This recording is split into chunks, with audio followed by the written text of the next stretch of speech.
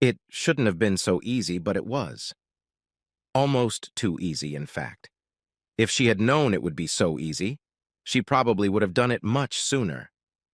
She wondered why she'd waited so long to try it.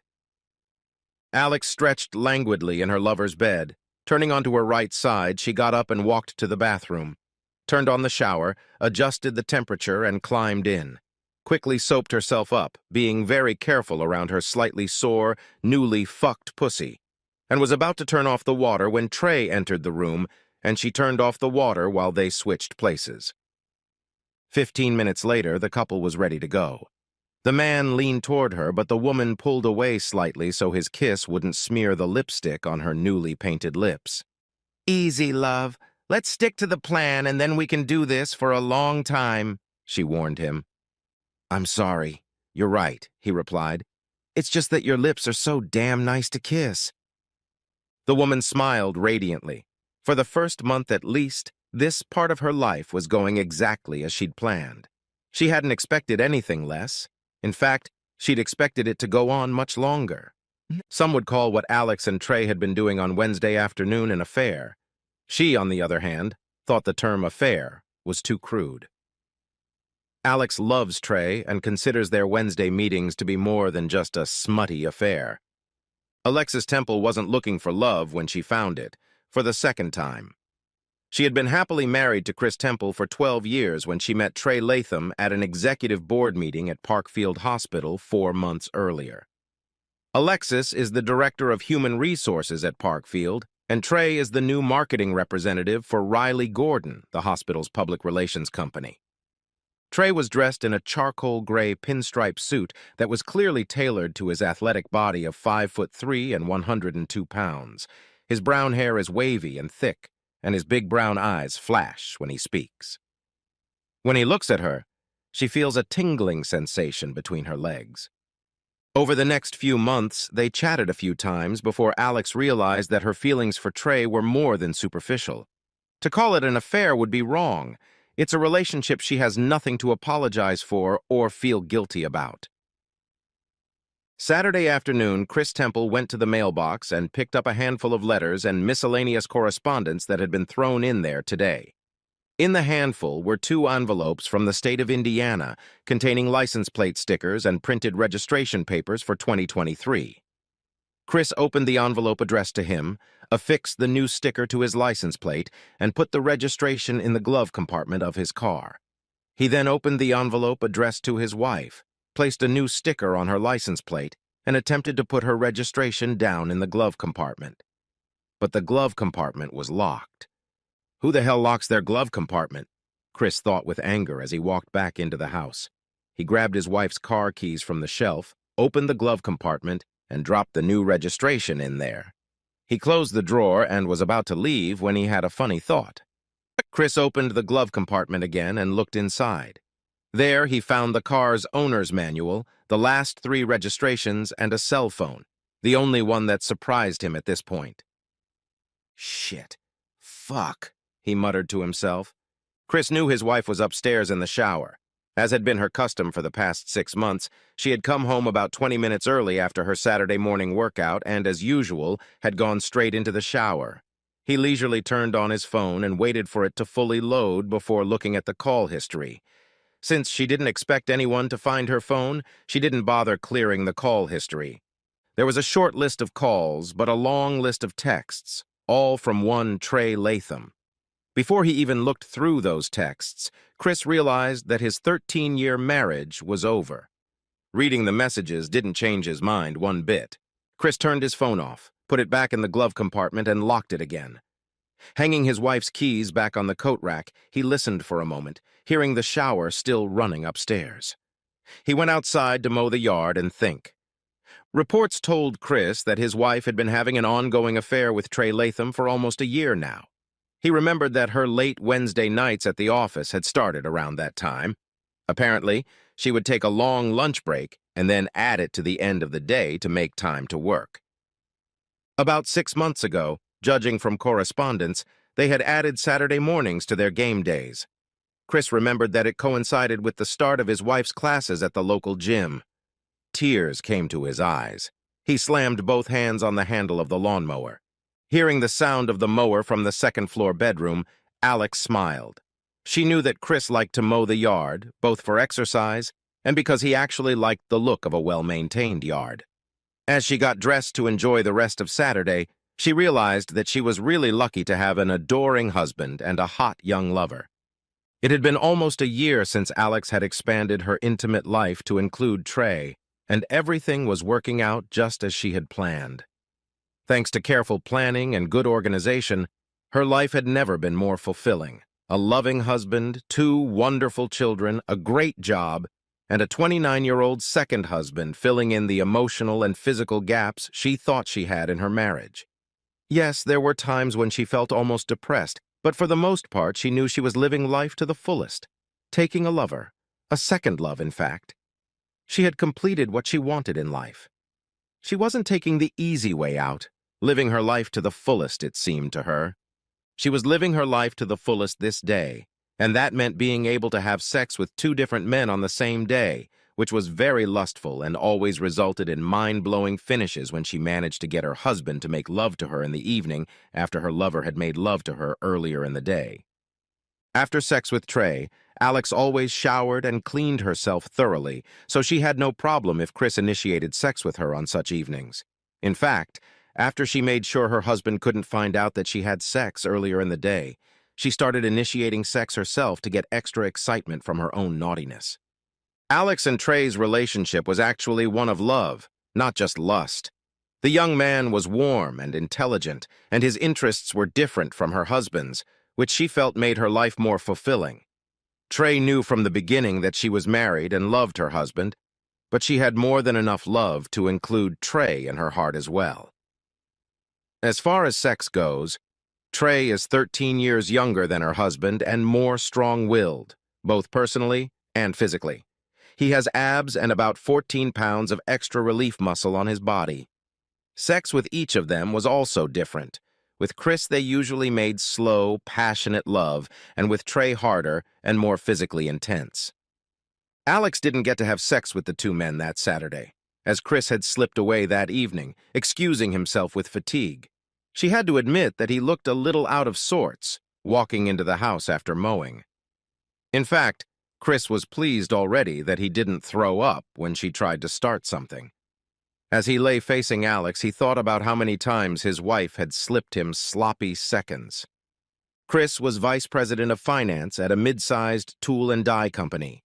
Every morning he arrived at work at 7 o'clock, tucked a capsule into his Keurig coffee maker, and rummaged through his email inbox. The plant officially started at 8 o'clock. At 8:15, he walked into the office of the production manager, Bob Casey, a friend who had divorced his wife of 15 years 5 years ago. "Do you have a few minutes for something personal, Bob?" he asked, and when Bob nodded, Chris walked in and closed the door behind him. "This can't be good," Bob decided. 5 minutes later, Bob had already gotten the whole story from Chris and was on the phone with his divorce attorney, who was an old college friend of his. Bob's friend had hosted Chris at his off-schedule office that same day. Alex was shocked when she was handed her divorce papers the following Wednesday at the hospital when she returned from her date with Trey. She hadn't realized that her husband had been unhappy in their marriage. She completely missed the irony in how timely the papers were handed to her.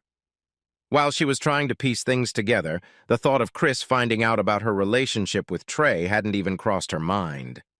Once she'd calmed down enough, Alex called her husband. "Why? Why?" she asked through her tears. "What did I do wrong?" "Seriously? You're still asking? You've been having an affair for about a year now and you still can't figure out why I'm divorcing you." Alex was stunned for the second time in a few minutes. She continued to sob, but she had no words for Chris, so he ended the conversation.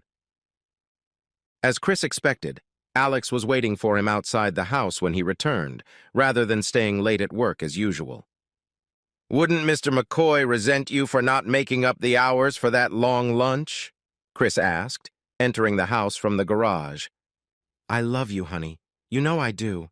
I'm sorry I didn't tell you about Trey, but I felt like it was best for everyone," said Alex. "For everyone?" Chris interrupted. You and your lover aren't everyone.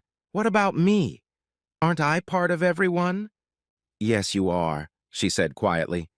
I guess I need to explain. You think so? Chris snorted.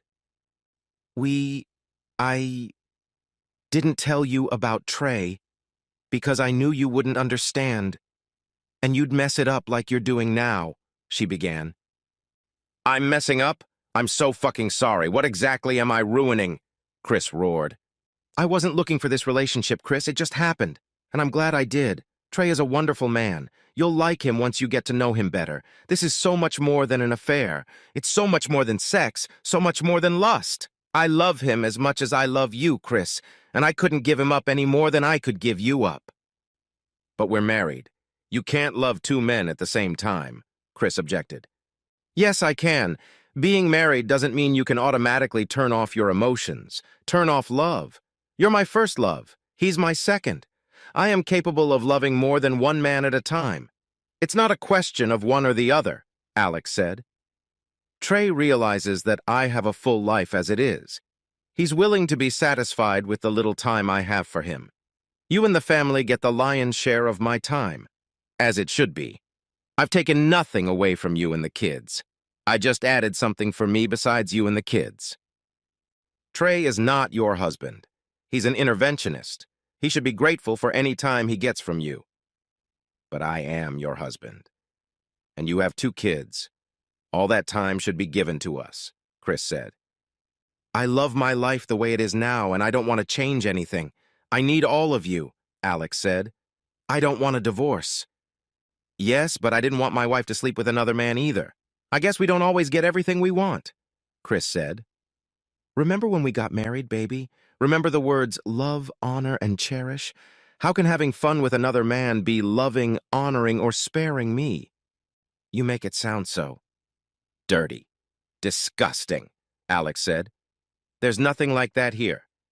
From your point of view, maybe. From my point of view, there definitely is, Chris said. Ah, she growled. The argument ended when the couple's two children came downstairs to greet their father. Both parents knew their children had heard the raucous conversation. The children, 13-year-old Josh and 10-year-old Kayla, looked very uncomfortable. I'm sorry you had to hear that, Chris said. We'll try to act more mature in the future, but yes, we're getting a divorce. We both still love you both, and you guys had nothing to do with our breakup. I agree with everything your father said, except that there will be no divorce, Alex said. He won't be selfish enough to ruin your lives because of something that happened to him. He won't ruin your life because he's not the one who cheated, Chris said. Mom, you cheated on Dad. How could you? Kayla wailed. Alex grudgingly wrinkled her nose. She looked first at her daughter, then at her husband. Watch your mouth, Kay. I'm still your mother, Alex snarked. Only because I can't divorce you, shouted the girl back and ran upstairs to her room. Well, that was nice, Chris said to no one in particular. I think we should have a family meeting while we eat. Josh, go get your sister so we can talk. As Alex sat and looked at the other three members of her family, they had a frank discussion about her infidelity and impending divorce. He told the kids that he was filing for joint custody instead of letting Alex have custody of them. You can't take my kids away from me, Chris, she yelled. And I'm not going to, but you won't get primary custody either. You can't cheat and make me a father just for the weekend, he bellowed. So who's the guy you're cheating on Dad with? Josh asked his mother. That's hardly appropriate, young man, Alex began. I think it's very appropriate, Chris interjected. The kids are old enough to hear the truth no matter what you want them to. Chris took a few minutes to tell the kids everything he had learned about Trey Latham over the past week. Alex was surprised at how much her husband knew about her lover. He was already in the habit of surprising her, and he wasn't shy about telling his children what he had learned. Alex spent most of this part of the conversation looking at her plate. There's no divorce, kids. I just need to get your father to look at things the right way, Alex said as she took the empty plate and glass and left for the kitchen. Both kids looked at Chris, who shrugged. They both knew their father well enough to realize that he was not the kind of man who would put up with a cheating wife. Finished with dinner, the kids headed straight to their rooms, but not before Josh said, "We're here if you need us, Dad. We'll talk, but we don't want to be in the path of stray bullets, if you know what I mean." "Thanks, guys. I appreciate it," Chris replied. After dinner, the family usually gathered in the common room to watch a movie or a few TV shows, unless the kids were busy doing homework. Alex was sitting in the living room, ostensibly reading a book, when Chris retired to the common room to watch a program called Jeopardy! He smiled to himself as he sat down at the table, knowing that Alex hadn't read a book in months. Sitting in the living room, Alex held back tears as she pondered and occasionally turned the page of the book to make it look like she was reading. 6 hours ago, she had thought she had the perfect life. Now she realized that her marriage was hanging by a thread, and her perfect life would go down the drain if she couldn't make her husband understand what she wanted, what she needs. Chris framed her relationship with Trey as vulgar, almost base, when it's really not, according to Alex. Her husband is a good man, maybe even a wonderful man, but he's not without his faults, weaknesses, if you will. Having Trey in her life filled those gaps, and their sex was a manifestation of their love, not a fulfillment of lust. Well, mostly, she had to admit. She'd kept her relationship with Trey a secret from Chris, because she knew her husband would never allow it. But now that he found out, the relationship seemed wrong. Alex thought she had thought of every detail to keep her relationship with Trey a secret. Envisioned every little detail, including the fact that their sex life remained pretty much the same as it had been before Trey came along, neither increasing nor decreasing the amount and intensity of their lovemaking. She racked her brain, trying to figure out how her know-nothing husband had suddenly figured this out. Until a few hours ago, Alex had considered herself the smarter spouse, also because she had managed to hide her relationship with Trey for almost a whole year. She had to admit that the first time Chris had enjoyed her body a few hours after Trey had not only turned her on more than ever, but made her feel her superiority. Trey seemed quite happy with the state of his relationship with Alex. Although she was 13 years older than him, she had the body of a much younger woman, a beautiful face, and was intelligent and outgoing. He was surprised at how quickly he had managed to get this seemingly happily married woman into bed. She made it clear that she was interested in more than just mattress gymnastics, though she wasn't looking to replace her husband. That more than suited Trey, who was enjoying the freedom of being a bachelor. The only request Trey made of her was to add a second day to their weekly dates. At first, Alex refused, but after a month, she enthusiastically agreed, and so began Alex's Saturday classes. Trey tried to pretend to sympathize with Alex's situation as they met for lunch at a restaurant in a remote area where they sometimes met to eat. She had called the young man to make an appointment shortly after she arrived at her office. "Honestly, Alex, if you get divorced, it will give us more time to socialize." "It's not a bad thing for me," Trey said, taking a bite out of his sandwich. "But I know you don't want a divorce. Do we really have to break up?" "I hope not. I hope I can get him to see things my way," Alex said. "He's always been reasonable, and I know he still loves me, so if I can appeal to his sense of justice—" "If I had a choice, I wouldn't give up any part of you," Trey cut in. "And why should your husband?" "Because he loves me, and I just need to make him realize that maintaining the status quo makes me happy and doesn't affect our love for each other," she said. "But until I can convince him, I think we need to calm down a bit. It'll only hurt the cause if I look like I'm rubbing his face in it." Chris wasn't surprised when Alex didn't show up for her practice on Saturday morning. He knew she was smart enough to back off, at least visually, from her relationship with Trey. Still, he just needed to poke the bear to gauge her reaction. "At this point, you might as well go to your lover, babe. I've already filed for divorce, and I'm not going to change my mind," Chris said, as he and Alex sat in the common room while their children were outside. "Just because you filed doesn't mean you can't change your mind, honey," she said. "Do you love me, Chris? And the kids? More or less than me?" she asked quickly. Alex caught him off guard. She could see the wheels turning in his head, trying to find the right answer. I love you all equally, but in different ways. You know that. What's your point? Chris asked. My point is that people can love many people on many different levels. Different and the same at the same time, she said. I love you and the kids and Trey, all the same and yet different at the same time. I can't give up loving any of you.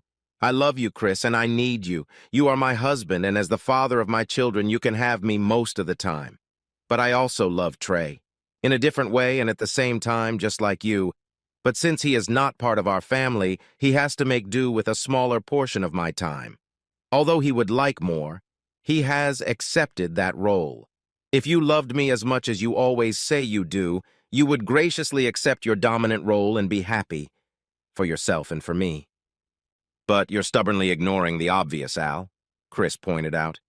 Trey isn't part of our family, so he can't be loved to the same degree as the kids and me, nor should he be given a minority role in that family structure. Family is what we say it is, Alex said. I want to include it in ours. I'm a good wife and mother. Of course, you can give me that minority if you love me as much as you say you do. Of course I can't. I won't let you travel outside our family to have a lover, and for your information, I don't love you as much as I did 2 weeks ago. Unfortunately, you can't stop loving someone overnight, but your blatant disrespect for me over the last year has severely eroded my reserves of love, Chris said. I haven't disrespected you. I love you as much as I always have, Alex said. Then you've never loved me as much as I love you, otherwise you wouldn't be able to have a lover, Chris said. He's more than a lover. He's like a second husband, she said. Yes, a younger husband. I see, Chris muttered. Chris slept on the couch in the common room every night, despite his wife's constant entreaties to return to their bedroom. We can't talk unless we're in the same bedroom at night, she remarked. Alex's eyes got big when, at their first meeting with the lawyers, Chris's attorney brought up the sale of the house and the division of assets. You can't be serious. I don't want a divorce, Alex remarked. Well, it's going to happen, so get used to it. We need to sell the house so we can both afford something bigger than a closet, Chris said. All right, you win, Alex practically screamed. I'll leave him, I promise. Like I can trust your promises. You had no problem breaking our vows. I don't see why I should trust your promises. You'll figure out a way for me not to catch you next time and cheat behind my back, Chris said. It's not about winning, you stupid woman. I'm the one who lost. Our kids lost. Alex lowered her head in shame. What if I let you have your own toy? Would we be even? She asked. You just don't understand, Al. I wanted, I guess. Just you and I. Chris felt bad when his father-in-law and mother-in-law called a week later, wondering why he and their daughter were divorcing. He figured that since they were her parents, she should be the one to tell them. He had always gotten along great with Alex's parents, calling them Mom and Dad just like he did his own parents. I'm sorry, guys, he said sadly. I didn't call because I thought Alex would tell you. You know what they say when you assume? His father-in-law had aghast when Chris had told them both about their daughter cheating on him with Trey Latham. Are you sure, son? That doesn't sound like my girl, George Taylor said with a gasp. Well, it's not exactly cheating, George. She loves them both, and she doesn't want a divorce, said Velma Taylor. The two mouths opened wide in shock a mile apart. What the hell is going on here, Velma? George shouted. What do you know about this? He's a good guy, George. You'd like him. She's not cheating. She loves them both, Velma said. What the hell are you talking about, Velma? Explain it quickly and clearly, or it'll be a second divorce, George said. Chris's mother-in-law apparently knew about Alex's cheating, but kept insisting that it wasn't cheating because her daughter loved both men. It's not cheating, it's polyamory, Velma said confidently. Well, if it's polyamory, then why don't I have anyone on the side? And why do I seem to be the only one who hasn't been told of these plans? Well, apparently me and Dad, Chris said. She cheated on Chris and you didn't say anything? I ought to kick your ass, Vel, George said. I'm sorry, son. He's a good guy, George. You'll see that when you get to know him, Velma said. Meet him? I don't want to meet my daughter's boyfriend. He wouldn't have sex with a married woman if he was such a nice guy, George said. Thanks for understanding, Dad, Chris said. Trey held back his personal celebration at the end of his divorce from Alex, trying to look concerned, but really he wanted to jump and scream. After a year in which he'd sought to spend more time with his personal MILF, he was going to get his wish every other week, since Alex and Chris would be getting their kids a week each. Alex tried her best not to see Trey the first week Chris had the kids, but after crying for a week, she practically begged to spend a week with Trey the next time Chris was with the kids. That first Monday when Alex stayed overnight, Trey made dinner and dessert, for the first time since they'd been together. Trey had ordered from his favorite Italian restaurant, and everything was ready when Alex walked in on him after work. Wow, candles and everything. That's very kind, Trey. A girl could get used to being treated like that, Alex said. Trey turned on Alex's favorite music, classical, on the stereo for the entire dinner. She smiled broadly at the young man, noting to herself that her now ex-husband only liked classic rock. She smiled even wider when, after the meal was over, he lifted her to her feet and spun her in a slow dance to a few songs. They cleaned themselves up and retired to Trey's bedroom, where they spent the rest of the night having sex. First gently, then more vigorous, Alex was sure that the evening gymnastics in the bedroom had been one of the best of her life. Maybe the divorce won't be so bad after all, she thought to herself. Trey was thrilled when he woke up in Alex's arms in the morning. He pressed himself tighter against the woman's round ass and began to rock gently.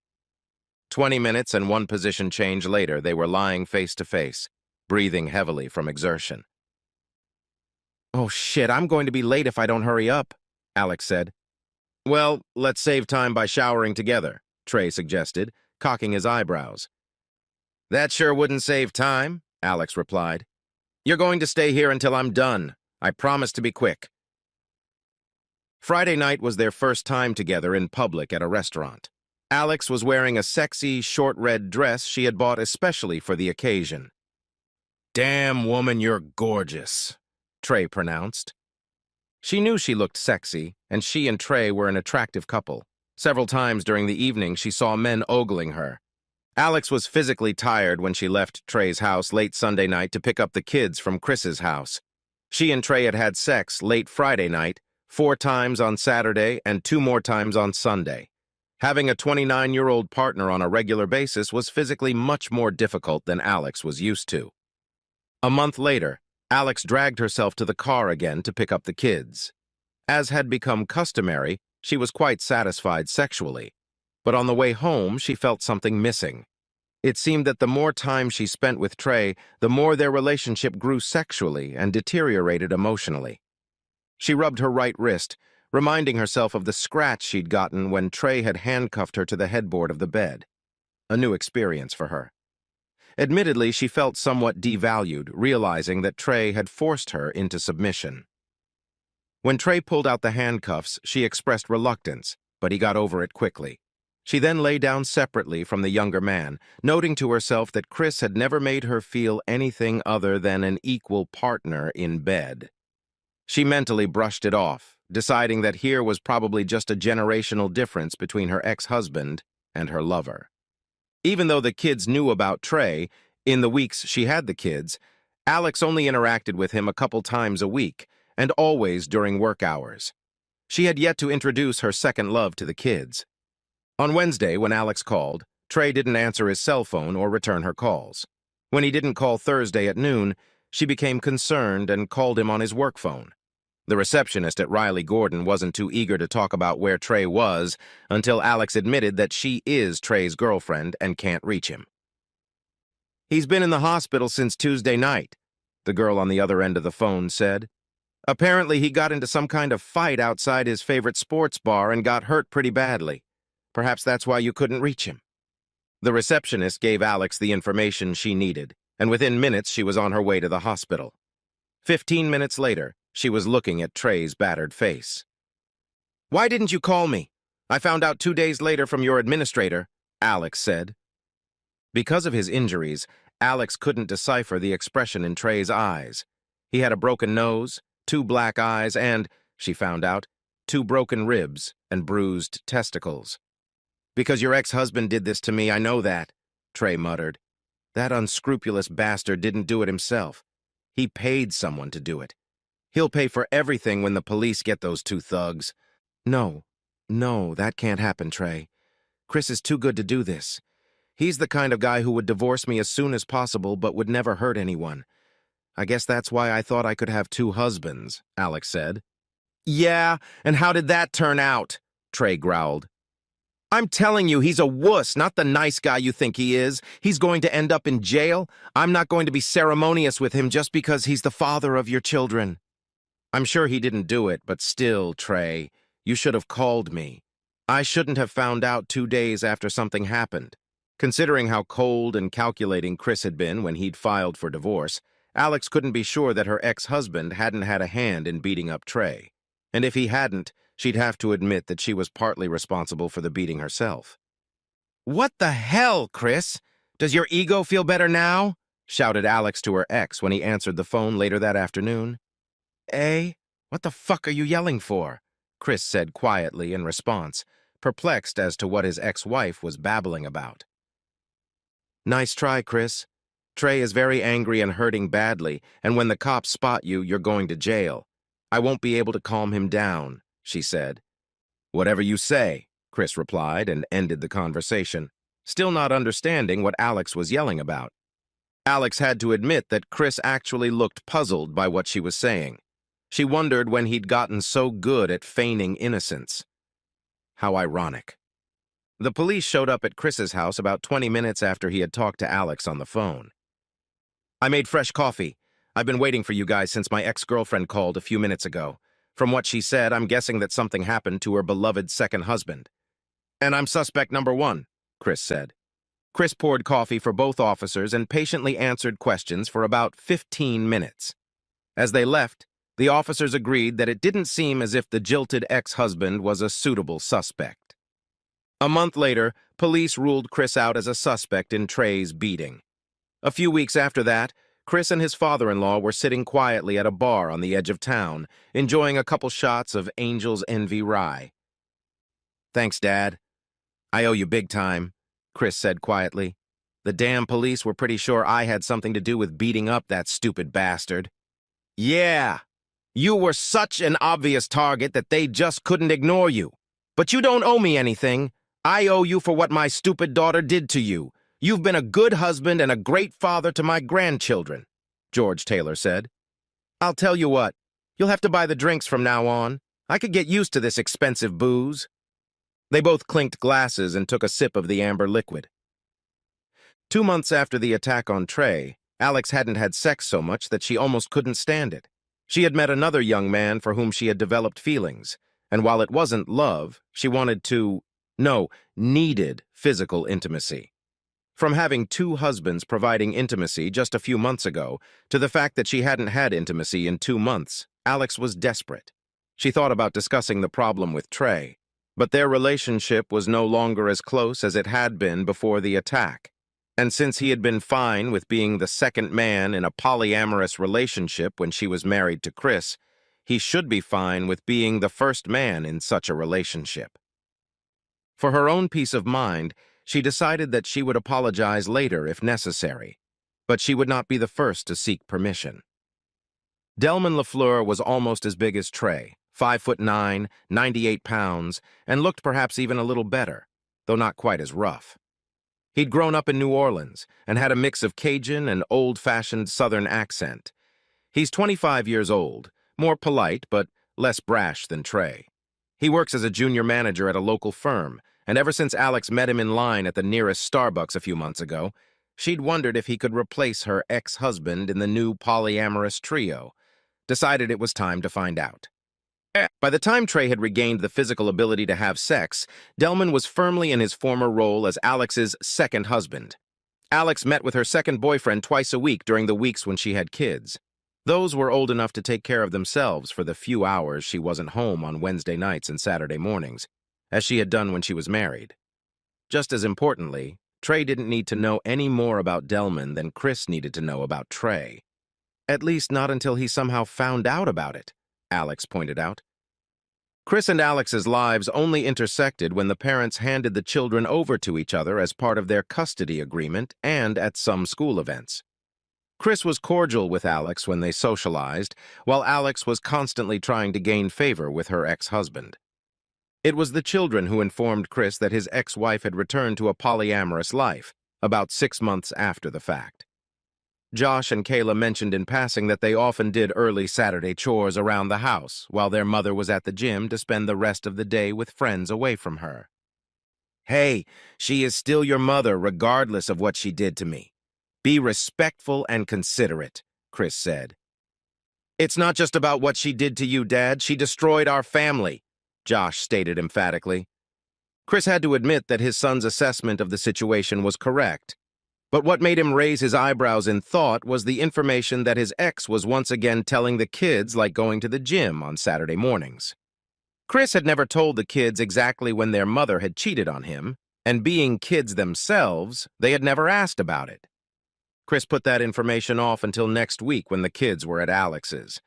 He borrowed a friend's car and parked a block away from Alex's house with 2 Dunkin' Donuts and a cup of coffee. She was already all wet, remembering the morning with Delman, and didn't realize she was being watched. Chris smiled as he watched Alex park the car on the street outside the house divided into 2 apartments. He wrote down the address while finishing his second Bavarian cream donut and looked up just in time to see a large, bare-chested young man in only gym shorts greeting his ex at the door with a tender kiss on the lips. "She definitely likes it big and young," Chris said aloud as he watched. Chris picked up his phone, pressed the button a few times, and recognized the young man's name. A few more taps, and he got a lot more information and chuckled happily. "Thanks, Google," he said. Trey Latham didn't recognize the caller ID number that popped up on his phone. He thought about sending the call to voicemail, but then decided to answer it.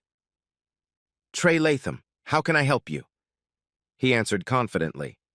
"You can't help me, asshole, but I can help you," Chris said without introducing himself. "What the fuck do you want, asshole? Isn't it a little late to apologize to me?" growled Trey into the phone. "I have no reason to apologize to you," Chris said.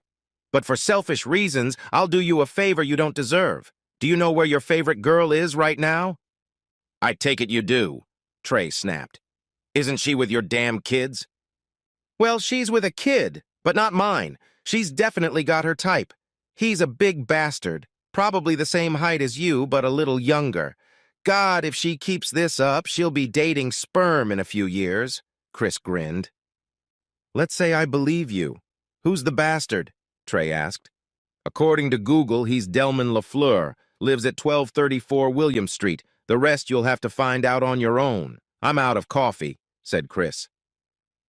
Alex had barely entered Trey's house on Monday after work when Trey pounced on her, only this time not literally but figuratively. "What the hell, Alex?" Trey yelled. "How long has this been going on? I already told you I'd never share you." "A little hypocritical of you, don't you think?" Grinned back at the woman. "It was fine for you to interfere in my marriage to my husband, but now that you've become my number one, you don't want anyone interfering in your marriage. We've been together for months. It started when you were incapacitated. I have feelings for him, just like you. If your husband, the one who was really married to you, left you because of this, what makes you think like I'm going to stay with you because of that kind of disrespect?" Trey asked. "You're certainly a great asshole, Alex, but no woman is worth that much shit. I should have no problem replacing you." "But you love me. You said you did," the woman shrieked. "Apparently not enough," he replied. 2 weeks later, Trey was standing at the urinal in his office when his knees buckled in searing pain. "Son of a bitch." "Nothing says you're in love like an STD," growled Trey, zipping up his zipper. Staggering back to his office, he called the doctor and said he had an emergency. The doctor took pity on him and told him to report for treatment immediately. After giving him an injection and writing a prescription, the doctor's nurse came back with a notebook and pen and said she needed the names and phone numbers of all the sexual partners Trey had had in the last 2 months. He only gave the nurse one name, Alexis Temple. "Do you happen to know if she's had anyone else besides you during that same time period?" the nurse asked quietly. Trey blushed before answering. Yes, she has a second boyfriend, Delman LaFleur, and she may also be having an affair with her ex-husband, Chris. I don't know about that. I just have a feeling. Alex's stomach twisted when she got the call from the county medical center the next day. Shit. That idiot was sleeping with someone else, against the rules and obviously without a condom. Trey is going to be really pissed, she thought to herself. Alex was embarrassed when she had to give the nurse on the other end of the line the names of both of her lovers, as required by law. Are you sure there were no others? The nurse asked again, perhaps a little too smugly for Alex's taste.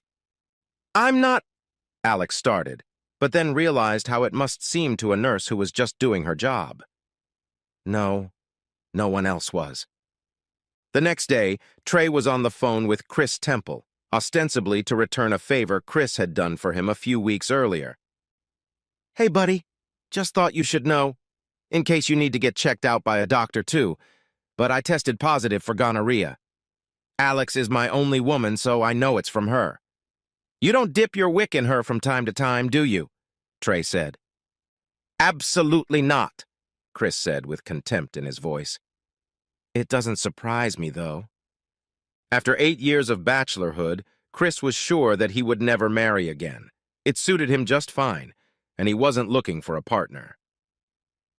After his usual Friday night workout at the local YMCA, he stopped at the vending machine for a Gatorade. The woman standing in front of him at the machine apparently didn't realize he was waiting because she stood there as if she had all day. Finally, he coughed, causing the woman to jump with surprise and turn toward him. Quickly looking her over from head to toe, Chris saw that she was Asian, with long black hair tied back in a ponytail. She was dressed in what he considered cute workout clothes, a tight burgundy top and matching yoga pants. He thought very few women looked good in yoga pants, but this woman was one of the few.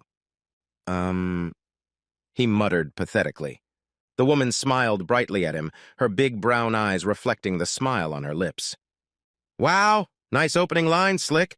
You obviously bought that bestseller, How to Woo Girls for Dummies, the woman snorted. Chris recoiled and raised both hands in surrender. The last thing he expected was verbal abuse from a 40-year-old soccer mom. Just kidding. I was kidding, she apologized, realizing that Chris wasn't really trying to pick her up. It always seems to happen here at this car. It was about this time that Chris's brain realized reality. He loved messing around with a pretty woman as much as any other man. Gotcha, he said. The dumb guy role always works with smart women. You girls just can't resist rubbing a guy's nose in it, he said. She smiled slyly. Yeah, okay, let's say I believe that, she laughed. I'm Jade and you're Chris Temple, and I'd really appreciate it if you'd make your choice because I really need Gatorade, he said with a wide smile. A year later, they were married in a small ceremony. Chris admired her sharp mind and quick tongue as much as her firm body. He learned that she was 51 years old, not 40 as he had originally assumed, and that she had divorced her cheating husband about 10 years ago. She shared Chris's views completely. I don't share my man. Ever. Understand? Jade said as they exchanged their stories. And with you, I will never do the two loves thing. You are my one and only love, and that has to work both ways.